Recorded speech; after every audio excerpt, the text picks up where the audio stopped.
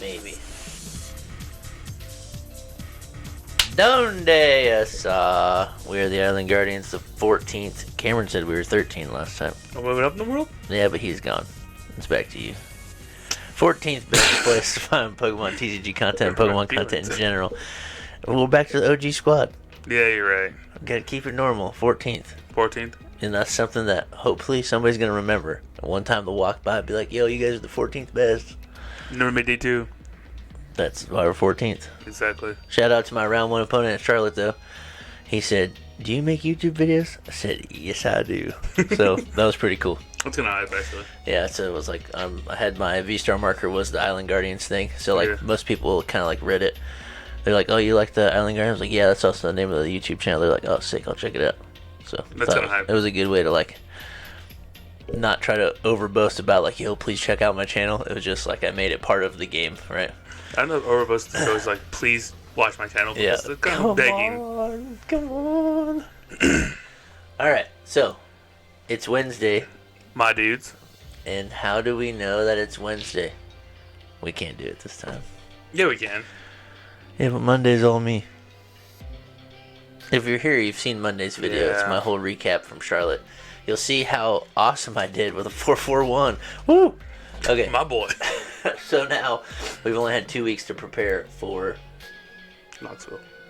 That's the place? And Johnny Knoxville, yeah. Johnny Knoxville. And so we're going to go over the list of what we are playing. And I bet you can't guess what Miguel's playing. I don't know what I'm playing. He's Oh, playing wait. It's some Mew. Who would have guessed that, Mew. dude? Dude, I hate this program so much. Oh, I hate that art. I don't care. Alright, our camera's in the way, but I don't give 2 shoots. 2 shoots? No shoots over here. Only ladders? Yeah, shoots and ladders. Alright, so a lot of you have probably seen this list floating around, and I think it's really good. I think it competes with Charizard well. Yep. Miguel over here needs to practice doing the correct thing with this deck. Sequencing? I've never seen you Psychic Leap in my life, so that's Dude, the I name. leap a lot. That's the name of the game here. You've never leaped against me, but anyways.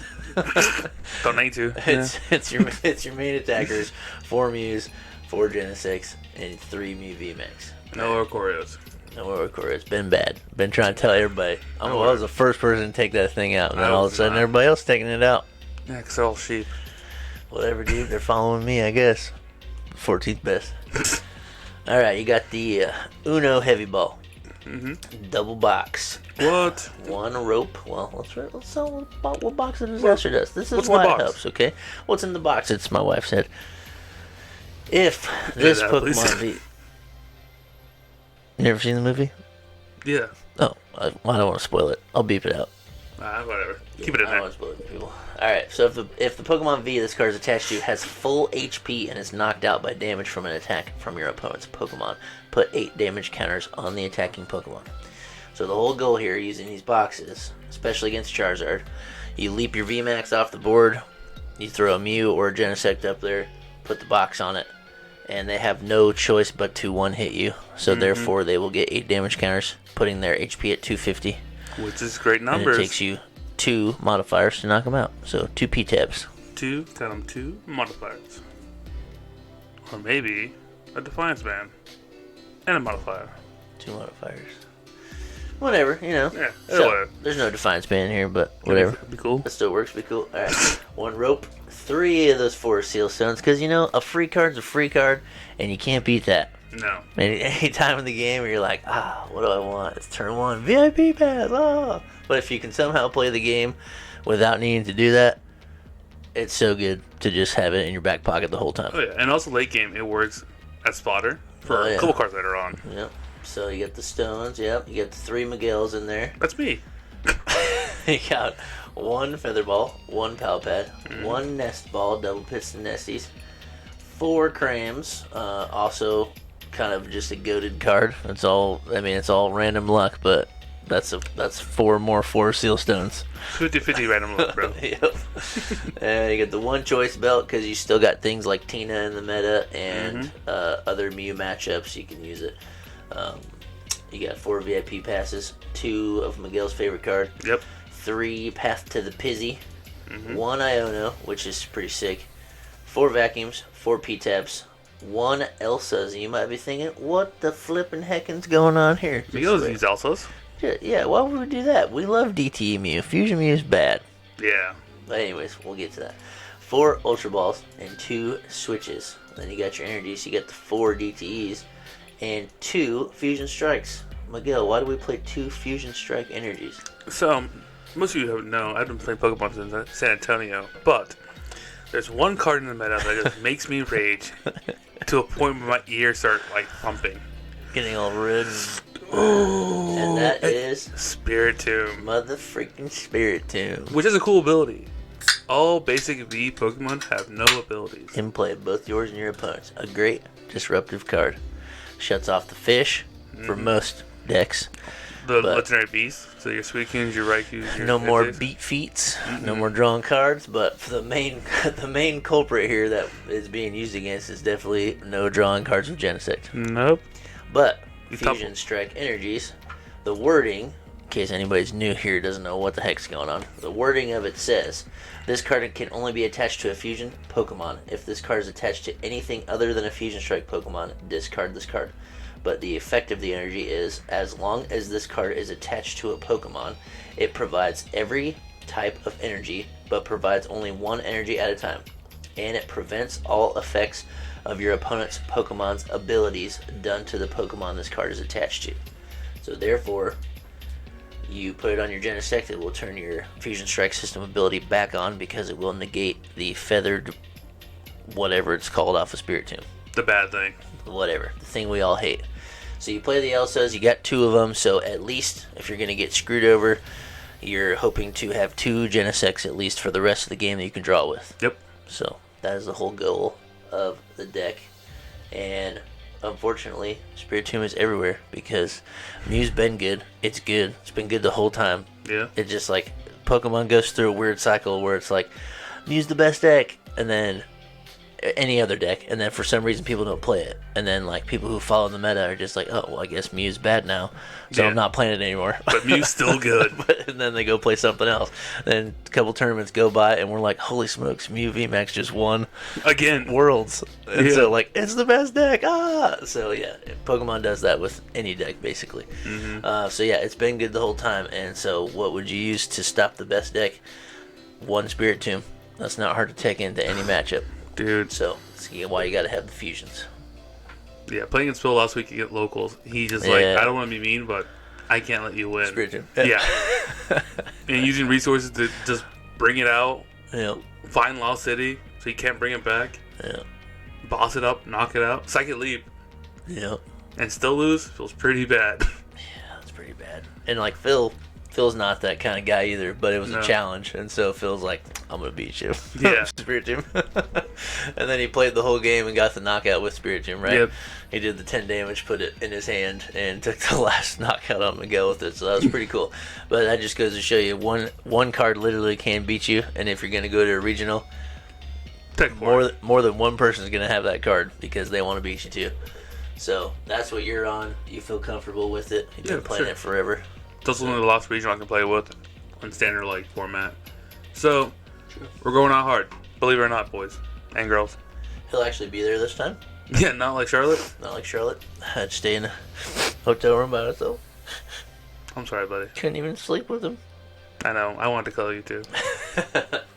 But it should be a good time. That is what Miguel is going to play. I'll switch it over now. What are you playing, Jeff? I'm on some type of Lost Box variant. Gross. I mean, yeah. I just, I'm not like, I've always been an advocate of saying like, I'm not a great Lost Box player, but just the plays you can make are so fun. Oh, it's ridiculous. I feel like I'm always playing, and so I was talking to Will yesterday about Charizard. He's like, why don't you just want to play Charizard? And people are saying like, there's so much more intricacy to Charizard than you think, and I'm just over here sitting like, I don't think so. But maybe it's because I'm bad. Yeah. But when I play the deck, like my brain shuts off, and you just win, kind of. Well, I mean, there's some nuances to. I mean, every deck has that, but like, Zard is the big stick deck. Stick, yeah, like. So that's why I'm kind of on Lost Box, because I feel like I'm always playing. I have to be like mentally active, and I feel like if I sit down and play Zard, I may win and get a day 2, whatever, but I think I'll just have less fun playing Zard.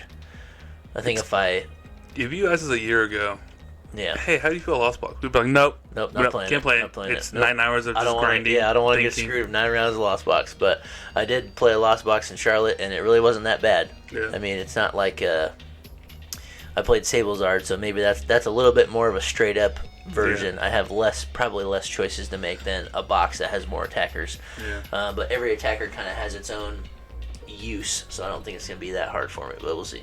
I'm on some type of Lost Box. We'll break it down, man. This is your typical suspects here for Comfeys. This got one Sable guy and one Cram. Nice. You got the Manaphy.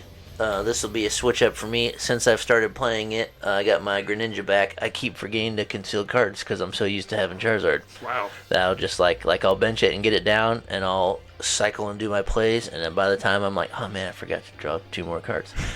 Turns out Greninja's really good. Yeah, it's if you do that. So so I got that. We're gonna play the one hands. Gotta have it. We're gonna play the double moons. 2 moons. And we're gonna play Dragonite. And the benefit of Dragonite and Moon is that they both have 230 HP, so it's just a little weird. And so, well, they all do. Sorry, all 3 of them have 230 HP. So some of your normal Pokemon just have a hard time getting to those. So I feel like these are probably the most efficient attackers. Dragonite goes unmodified. It's just straight 250s. Obviously, with Roaring Moon, you have 2 choices. You can use Frenzied Gouging, which is just, it doesn't do damage. It just says knock out your opponent's active Pokemon. If you do, you put 200 damage on yourself. Or Calamity Storm is busted. It's 100 damage. Plus, if there's a stadium in play, you may discard it. It does 120 more damage. Like, that's ridiculous. Yeah. Almost every V in the game is 220. Yeah. And that's just a free 220s. So if you can rip the game out, just get to 7 and set up a Moon, you can usually boss a Tina or, rope into a Tina, something. A lot of the times the Tina's going to go up to Abyss Seeking anyways, and you're like, well, this is 2 easy prize cards for me. They play Paths, you play Pokestops, so there's usually one in play to discard off the board to get the bonus damage, and if not, you can still take a free knockout. Obviously, putting damage on yourself is a liability, but Roaring Moon's in there for your Mews because they're weak to dark, and they're in there for Charizard because Charizard is an obnoxious amount of HP to deal with. Yeah. And you just say, sorry, bud, I got it. I'm knocking you out. Can you knock me out next turn? And you just go back and forth. So it's whoever takes the first knockout. So those are the Mons. Supporters are 4 Switch carts, 1 Heavy Ball, 4 VIPs, 4 Nesties, 3 Pokestops, 3 Escape Rope, 4, count them, 4 Super Rods. I've been playing the deck for a little while. It feels crazy to just have 4 Super Rods because a lot of the time you can especially drawing through other Lost Box decks, they play like 2 or 3, and you're like, man, I can't throw 1 away. At least in this, you can always throw 1 away and play with 3. But it just feels good to throw the Pokemon back in plus 2 energies. 2 energies is a Mirage Gate, so throw the Pokemon you want back, Nest Ball it back out, Mirage Gate the 2 energies back. It cycles really well. So to have 4 of those works. You play 2 switches, 1 Roxanne, 1 Pal Pad, 4 Mirage Gates, 1 Stone, 4 Chorus, and 1 Boss. And then your energy splits are 3 Waters, 4 Darks, 2 Psychic, 2 Lightning. This seems like a pretty simple split, honestly, energy. Pretty good, I think. The only thing I was running into is that I kind of want a counter catcher, maybe. So I feel like sometimes I go behind. Yeah. Or if I don't get the first knockout and I'm playing a baby deck, I'm going to go hands and I'm going to get 2, and then they're going to knock me out, and we're going to be either tied or I'll be behind by 1 again. Yeah. And so maybe put in a counter catcher or double up on the bosses. Because this deck is not so set up to be got to get to 10 for Sableye. It's just you want to make 7 so you can Mirage Gate. And the faster you do that, the better you are. So also maybe putting in a vacuum or 2 vacuums, because there are turns where I just barely miss 7. Yeah. And I want to be able to Greninja or hands or whatever, and I just can't quite get it. So then I'm just stuck with going, I'll just cram you again for 110, and I'll try to clean it up later. But decks now having more Jirachis than they used to. Sableye is not as useful as it used to be. And so, therefore, either a counter catcher or doubling up on the bosses would help me get a Jirachi knocked out, something like that. So I don't know. I'm kind of in between a couple tech cards here. Not I think quite sure personally, what to do. the counter touch is better because you want a Colress every turn you can. Correct, yeah. You can't do boss and Colress at the same time. But if you get to 7 super fast, then later in the game you don't care. You can play boss, right? So it's hit or miss wherever your game ends up. It's always different. That's just how Lost Box is, right? The game's always different. So I'm just between switching a few cards. I really, really like the super effective glasses build because there's no Sableye in there. Like, I really liked playing that version because in my mind I was never like, gotta get to 10, gotta get to 10, gotta get to 10. Like, sometimes you just play a Colress when you're like, well, I need some more cards. I'm just trying to get Lost Zone numbers, but this turn I really didn't need to play Colress. Like, there's a more imminent problem here. Like, I should have Roxanne, I should have bossed instead. You know, I had to screw my opponent up rather than just throwing cards in the Lost Zone. Correct. So I like that version as well. So I don't know. I'm at a mix between them, but I think I'm sticking Lost Box again. I might just ride it out with Sablezard again. I think that's what Cameron's going to play. Yeah. I ended up playing... My deck was 3 cards different than Szymanski, and he got 8th place. You know, not saying if those 3 cards were mine, I could get 8th place. Yeah. But hey, I was on the same at least 14th, wavelength of it. Yeah, at least get 14th. So I think I've made a good call. It's just sometimes you hit weird matchups and it doesn't work out for you. So happens to the best of us, man. Happens to the best. You know what I'm saying?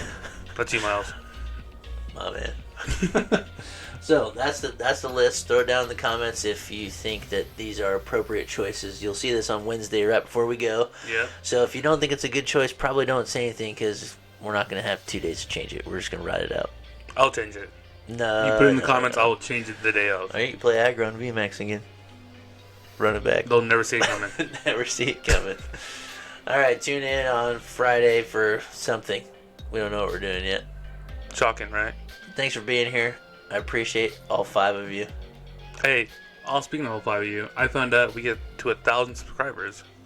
We start making money on this stuff. Yo, come on now, get us up there. So all 5 of you and all 100 and... All 5 of you, please make 8 more accounts and subscribe to the channel. Huh? That's 40. No, all 5. Oh, yeah. Quick math. 8 times 5, 40. Easter Bunny's coming around next week. We would just get 40 more. But we're past 200 at that point, so chilling. We have 192 maybe subscribers. Yes. We're getting close to cutting this freaking fossil pack, man. Yeah. We're never gonna do it. No. So who knows? It might happen one day. Check on TikTok for that stuff. Same handle, Island Guardians TCG on TikTok. Miguel finally fixed it. Yeah. We got some good videos up there. I lit a Charizard on fire. Yeah. Got a lot of views. Got a lot of support. Thanks, guys. That was pretty fun.